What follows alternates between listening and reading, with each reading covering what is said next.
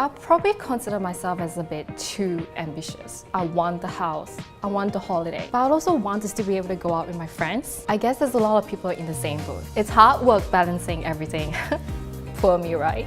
I'm Sarah, and this is how I recommend setting and tracking savings goals.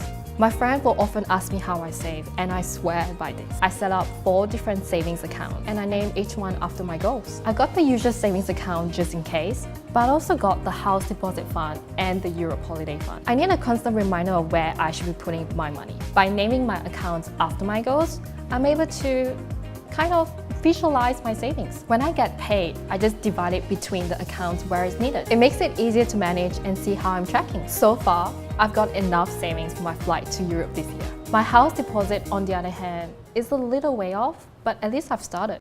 One thing at a time.